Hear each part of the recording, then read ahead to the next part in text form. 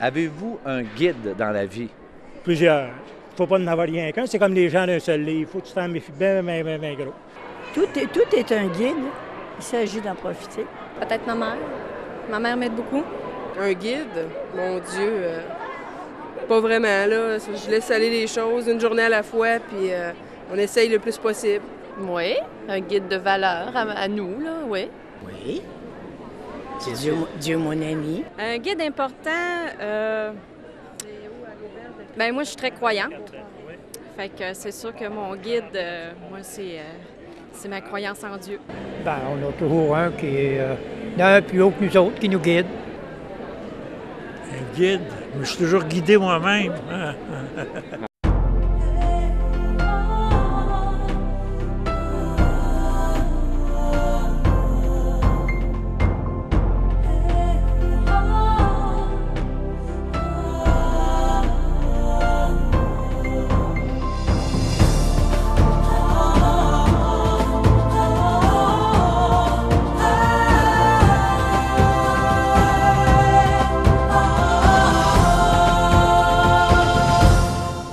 Mesdames, Messieurs, bonjour et re-bienvenue à l'émission L'heure de la bonne nouvelle. François, bonjour. Bonjour Jean-Pierre.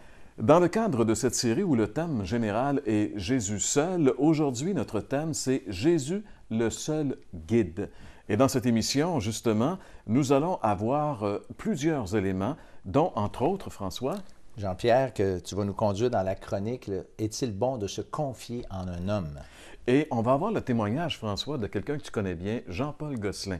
C'est un collaborateur de l'heure de la bonne nouvelle parce que c'est un libraire et souvent, il nous permet d'avoir de bons prix sur l'offre que nous vous faisons. Oui, Jean-Pierre. Puis aussi, on va avoir un chant qui s'intitule « Attire-moi à toi » de notre invité Jacques Whitney. Et au message, eh bien, c'est mon ami Gaston Jolin. D'ailleurs, c'est plus qu'un ami pour l'heure de la bonne nouvelle. C'est lui qui était là à la toute première émission. Gaston qui, pour la première fois dans cette série, sera avec nous au cours de cette émission.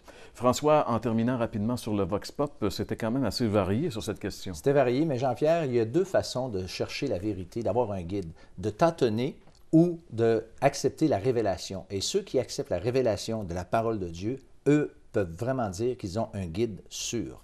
Donc, beaucoup de belles choses pour vous à cette émission de l'heure de la bonne nouvelle.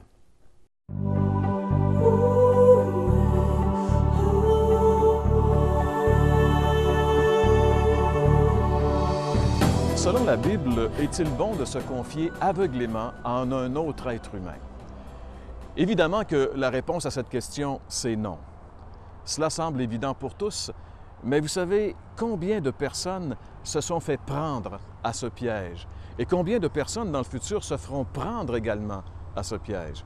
On est tous un peu vulnérables, peu importe notre degré d'instruction ou encore notre arrière-plan culturel. Pensons à ces dizaines de personnes qui sont mortes de façon tragique par suicide ou encore par meurtre à l'intérieur de la secte du Temple solaire dans les années 90. On nous dit que plusieurs membres de cette secte étaient des gens qui avaient une bonne instruction et qui occupaient même des postes de direction dans des sociétés importantes. Et pourtant, ces personnes qui devaient quotidiennement ou régulièrement user de leur jugement ont été trompés et séduits par ces gourous qui les ont amenés à une fin vraiment catastrophique. Pensons à ces 900 quelques personnes qui sont mortes dans ce suicide collectif à Georgetown, en Guyane, à la fin des années 70, parce qu'elles avaient suivi aveuglément leur gourou Jim Jones. Au début des années 90, rappelons-nous, ces gens qui sont morts dans cet incendie à Waco, au Texas, ces dizaines de personnes qui sont mortes, qui ont connu une fin atroce uniquement parce qu'elles avaient suivi aveuglément leur gourou David Koresh. Et plus près de nous, au Québec, bien sûr, on pourrait parler de Moïse Thériault et de ces dizaines de personnes qui ont vu leur vie complètement démolie parce qu'elles ont suivi aveuglément leur gourou. Oui, mes amis, il y a là un danger réel et qui guette tout le monde. C'est pourquoi Jésus nous a mis en garde contre ce danger. Dans l'Évangile de Matthieu, j'aimerais vous lire ces paroles qui sont les paroles mêmes de Jésus. Matthieu, chapitre 15, le verset 14. Jésus dit « Laissez-les. Ce sont des aveugles qui suivent d'autres aveugles. Or, si un aveugle suit un autre aveugle, ils tomberont tous les deux dans le fossé. » Et vous savez, cet avertissement n'est pas uniquement pour ces sectes bizarres avec leurs gourous, c'est aussi pour toute personne qui se confie dans quelque chef religieux que ce soit. Un de mes amis qui est né en Afrique et qui a été élevé dans la religion musulmane, il était très dévot dans sa religion, il voulait même devenir un membre du clergé de cette religion, il étudiait sérieusement, mais il était hanté par une question qui était « Est-ce que je vais aller au paradis en mourant? » Et il voulait avoir cette certitude et jamais il l'avait trouvé dans sa religion. Il est donc allé voir l'imam de sa mosquée, le personnage le plus important pour lui qui pouvait répondre à sa question, et il lui a demandé simplement « Monsieur l'imam, êtes-vous certain d'aller au paradis quand vous allez mourir? » Et ce dernier de lui répondre « Eh bien, personne ne peut le savoir, Dieu seul peut avoir la réponse à cette question. » Et mon ami a demandé à son imam, « Écoutez-moi, monsieur, si vous étiez en autobus, dans un voyage en autobus, d'une ville d'Afrique à une autre ville, un voyage assez long, et au courant du voyage, vous n'êtes plus vraiment certain, vous vous levez, vous allez voir le chauffeur d'autobus et vous lui demandez, est-ce qu'on se dirige vraiment dans cette ville? » Et qu'il vous répondrait, « Je ne le sais pas, Dieu seul le sait. »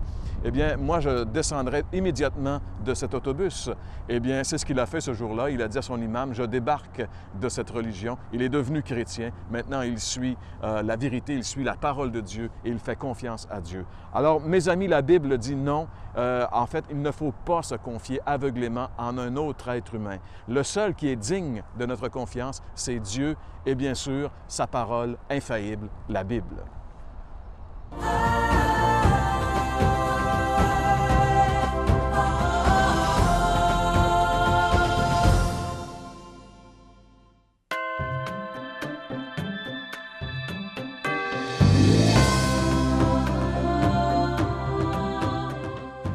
Mon histoire vraiment commence à l'adolescence quand j'ai rencontré des chrétiens, je dirais authentiques pour la première fois, des chrétiens qui vivaient pour le Seigneur.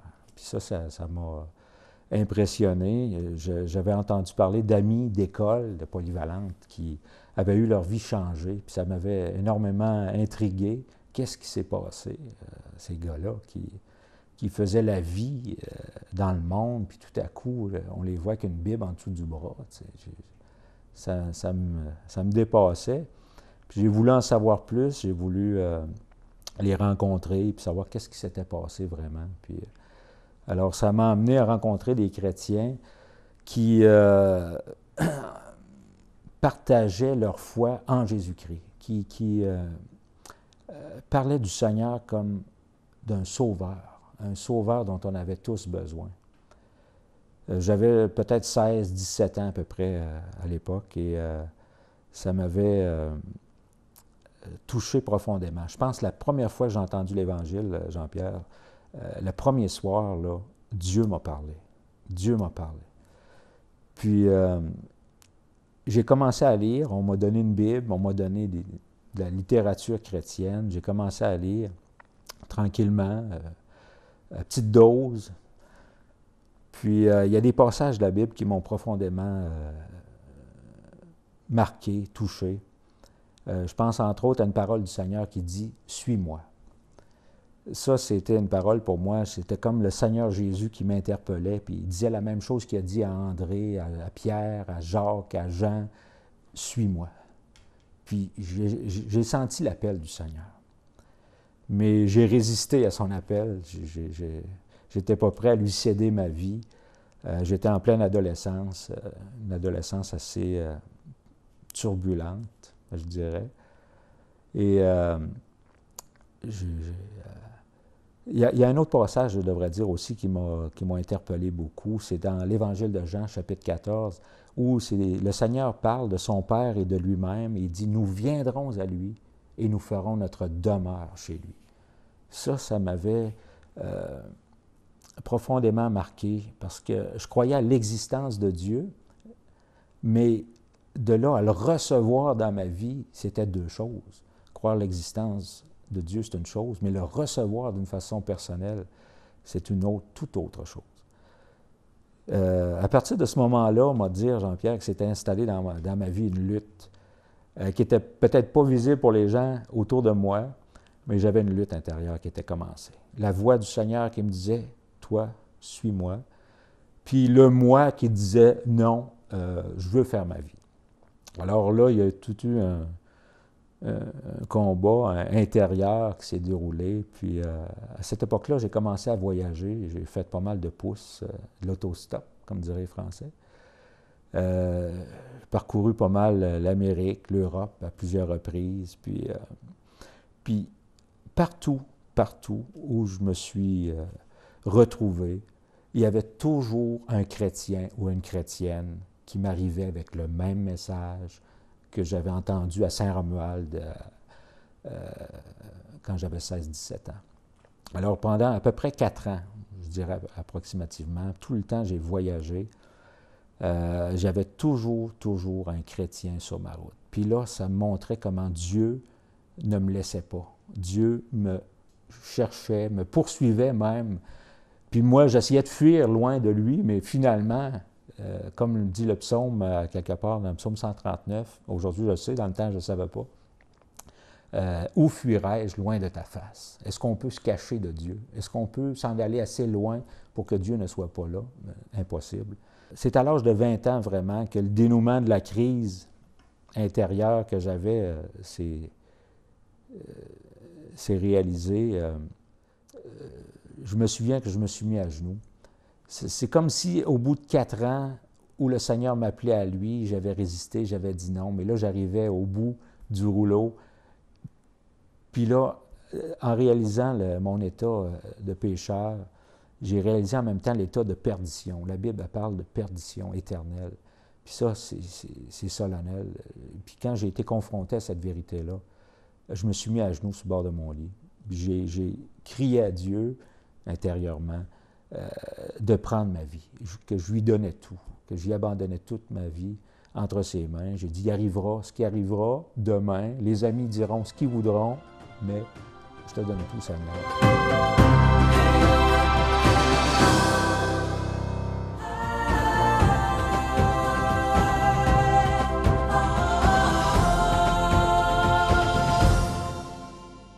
Bonjour, chers amis. Cette année, si on a choisi de vous présenter, de vous parler de Jésus comme étant le seul ou l'unique, c'est que nous voulons faire ressortir des Saintes Écritures son mandat ou encore son ministère face aux hommes. C'est lui, justement, que Dieu nous a envoyé pour se révéler et pour nous réconcilier avec lui.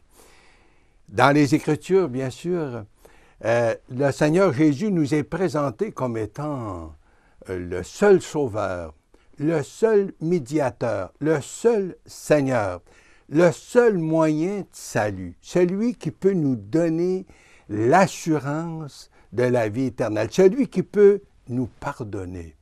Et en fait, aujourd'hui, nos textes sont toujours tirés de la parole de Dieu. Parce que justement, c'est la parole de Dieu qui nous donne cette assurance ou nous le présente comme tel. Aujourd'hui, les gens nous posent souvent cette question, qui dit vrai? Hein? Où trouver la vérité? Bien justement, Dieu nous a laissé sa parole. On entend une autre expression qui est assez courante, les bons papiers font les bons amis. Et pourquoi? Parce que les gens ne sont pas toujours fiables. C'est un peu comme les religions, quoi. Les religions, aujourd'hui, changent avec le temps. C'est un peu comme la politique. Alors, comme vous le savez très bien, que 2 choses ont changé ces derniers temps. Mais la parole de Dieu ne change pas. C'est le Seigneur qui avait dit, « Le ciel et la terre vont passer, mais ma parole, ça ne passera jamais. » Alors, on peut vraiment se fier, et le but de la parole de Dieu, c'est de nous révéler le Seigneur Jésus. Et puis, j'aimerais vous inviter à une lecture de la parole de Dieu qui se trouve dans la première épître de Jean, c'est le chapitre 5, et puis c'est le verset 9, qui dit ceci. « Si nous recevons le témoignage des hommes, mais le témoignage de Dieu est encore plus grand, car le témoignage de Dieu consiste en ce qu'il a rendu témoignage à son Fils. Celui qui croit au Fils de Dieu a ce témoignage en lui-même. Celui qui ne croit pas Dieu le fait menteur parce qu'il ne croit pas au témoignage que Dieu a rendu à son Fils. Et voici ce témoignage, c'est que Dieu nous a donné la vie éternelle et que cette vie est dans son Fils. Celui qui a le Fils a la vie. Celui qui n'a pas le Fils de Dieu n'a pas la vie. Eh bien, en effet, oui, le témoignage de Dieu est beaucoup plus puissant, beaucoup plus rassurant que le témoignage des hommes. Et justement, le témoignage de Dieu, c'est de nous révéler, de nous faire connaître qui est le Fils de Dieu, son Fils, Jésus. On peut vraiment dire que Dieu a tout dit dans la personne du Seigneur Jésus. Dans l'Épître aux Hébreux, c'est dit que Dieu autrefois a parlé aux hommes par les prophètes, mais dans ces derniers temps, il nous a parlé par le Fils. Alors c'est lui, Jésus, lorsqu'il est venu, il se présente à nous comme étant le guide sûr, le guide par excellence, celui qui est fiable. Et puis aujourd'hui, comme on a besoin de quelqu'un, un guide qui est fiable, parce que c'est le salut de notre âme qui est en cause. Et puis c'est l'éternité qui est devant nous. Chers amis, est-ce qu'on possède la vie éternelle? Est-ce qu'on a l'assurance du salut? Parce que c'est ça qui compte. C'est la question la plus importante. Êtes-vous sauvé? Avez-vous l'assurance qu'une fois que vous quittez cette vie, parce que tôt ou tard, on va tous quitter, avez-vous l'assurance qu'une fois que vous allez quitter cette vie, si vous en allez pour être auprès du Seigneur, vous pouvez savoir, vous devez même le savoir. Et le Seigneur, dans sa parole, c'est lui qui, justement, peut nous guider puis nous donner cette assurance. Parce que la marche du croyant, c'est une marche de foi. Et Jésus de dire, dans ce chapitre 8 de l'Évangile de Jean, et le verset 12, il nous dira, « Je suis la lumière, je suis la lumière des hommes. Celui qui me suit ne marchera pas dans les ténèbres, mais il aura la lumière de la vie. Celui qui me suit ne marchera pas dans les ténèbres. Il aura la lumière de la vie. » Chers amis, possédez-vous cette lumière? Savez-vous où vous allez? Êtes-vous vraiment en marche avec le Seigneur, le Seigneur Jésus? Pouvez-vous dire qu'un temps dans votre vie, vous avez passé des ténèbres à la lumière? Parce que c'est ça la conversion, c'est ça la nouvelle naissance. C'est ce que ça veut dire que d'être sauvé, c'est de passer des ténèbres à la lumière. Et c'est pour ça que le Seigneur est venu. Il est venu pour qu'on soit dans la lumière. Mais la vie chrétienne, c'est pas tout simplement de pratiquer une religion quelconque, mais c'est de marcher, c'est de suivre la personne du Seigneur Jésus. C'est lui qui dit, en fait, en Jean chapitre 14 et le verset 6, que Jean-Pierre nous a cité la semaine passée, « Je suis le chemin ». Qu'est-ce que ça veut dire? C'est celui qui guide et qui dirige. Puis enfin, dans les Écritures, il se présente à nous aussi comme étant le bon berger. Puis il nous dit, le bon berger donne sa vie pour ses brebis. Mais oui, il est venu pour nous donner la vie parce que nous étions des pécheurs, et non seulement des pécheurs, mais des pécheurs perdus. Vous savez, on accepte assez facilement le fait qu'on est pécheur. La plupart des gens acceptent assez facilement cette vérité. Mais perdu, là, c'est une autre histoire. On n'est pas toujours prêt à accepter qu'on est des pécheurs puis des perdus. Et pourtant, l'Écriture doit nous dire bien clairement, il n'y a pas de juste, pas même un seul. Pas de juste, pas même un seul. Et puis ça nous dit que tous sont péchés et sont privés de la gloire de Dieu. Vous pouvez lire ce texte, ça se trouve dans l'Épître aux Romains, le chapitre 3, et puis le verset 23. Tous ont péché et sont privés de la gloire de Dieu. C'est vous, c'est moi, c'est tous et chacun. Et le Seigneur est venu pour chercher et sauver. C'est ça la bonne nouvelle de l'Évangile. Le Seigneur est venu chercher et sauver ce qui était perdu. Ça, c'est vous, ça, c'est moi. Alors, vous savez, la bonne nouvelle, c'est qu'on peut savoir qu'on est pardonné, et puis on peut savoir, même présentement, pendant cette vie, où nous cheminons, où nous allons. Et Jésus de dire, moi, je suis le bon berger.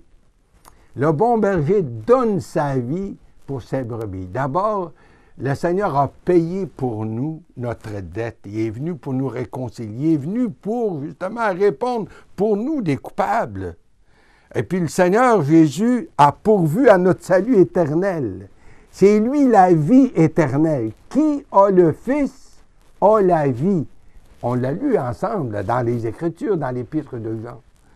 Mais en plus de ça, bien, le Seigneur aussi promet de nous conduire, une fois qu'on s'est tourné vers lui, de nous conduire jusque dans, justement, l'éternité, en fait, après la mort.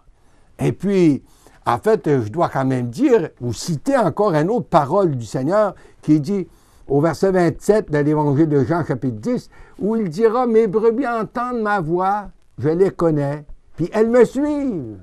Puis je leur donne la vie éternelle, puis elles ne périront jamais. » Alors, cher ami, c'est merveilleux ça, quand on pense puis qu'on réfléchit à ces vérités. Le Seigneur est venu pour donner sa vie pour nous, mais aussi il s'engage à nous conduire à travers la vie jusqu'à lorsqu'on va traverser, en fait, de cette vie à l'autre vie dans sa présence. Cher ami, est-ce que vous avez d'abord fait cette expérience, cette rencontre avec le Seigneur? Quand vous allez peut-être me dire, mais où est-ce que ça commence? Bien, ça commence d'abord lorsqu'on entend l'appel du Seigneur à travers les Écritures. Lorsqu'il nous dit en Matthieu 11, versets 28-29, « Venez à moi, vous tous qui êtes chargés et fatigués, et moi je vous donnerai du repos. Prenez mon joug sur vous et recevez mes instructions. » La vie chrétienne, c'est une marche avec le Seigneur. Comprenez?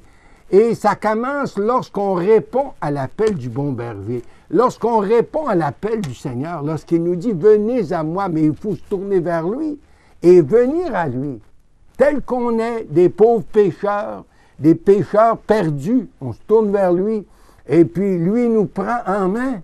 Et puis là, on se confie à lui et puis là, on s'engage à marcher dans cette obéissance avec le Christ.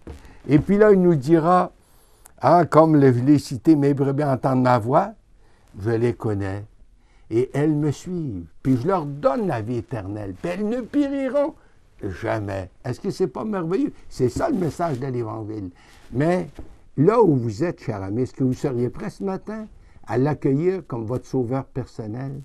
Est-ce que vous seriez prêt vraiment à lui dire, « Seigneur, là, trop longtemps j'ai marché dans les ténèbres, puis aujourd'hui, là, je veux t'accepter comme mon sauveur. Je veux que tu sois le guide de ma vie. Je veux accepter ton pardon. Je veux avoir l'assurance de la vie éternelle, Seigneur.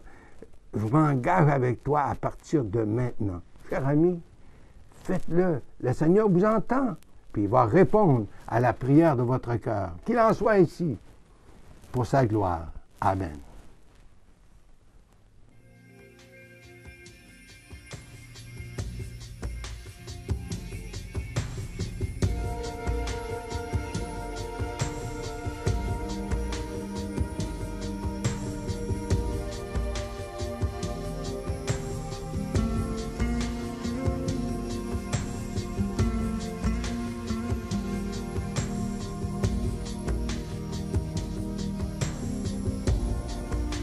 Attire-moi à toi, ne me laisse pas, je veux tout abandonner et restaurer notre amitié. Tu es mon désir, je ne veux que toi, rien ne peut te remplacer. Dans tes bras je suis rassuré. Montre-moi la voie qui me ramène à toi.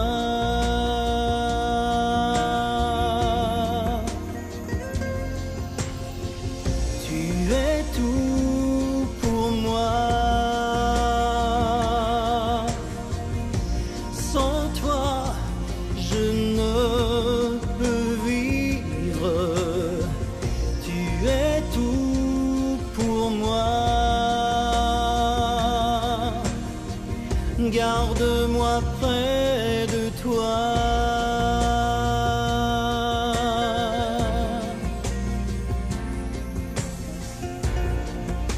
Attire-moi à toi. Ne me laisse pas. Je veux tout abandonner et restaurer notre amitié. Tu es mon désir.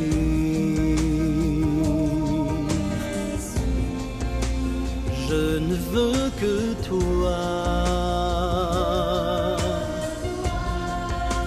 Rien ne peut te remplacer. Dans tes bras je suis rassuré. Montre-moi la voie qui me ramène à toi.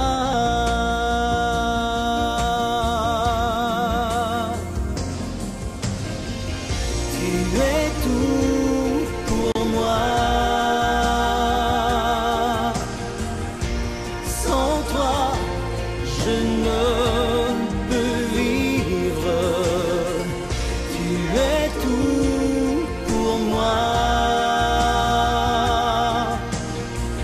Garde-moi près de toi.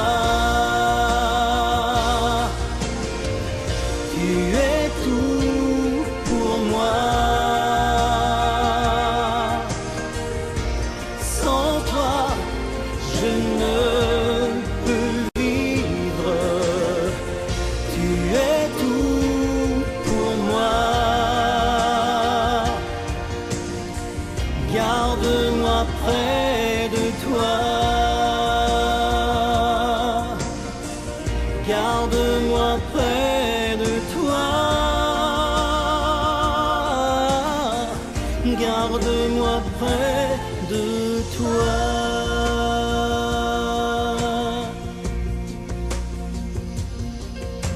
Oui, tu es tout pour moi. Ne me laisse pas. Attire-moi à toi. Oui, tu es tout pour moi. Ne me laisse pas. Attire-moi à toi.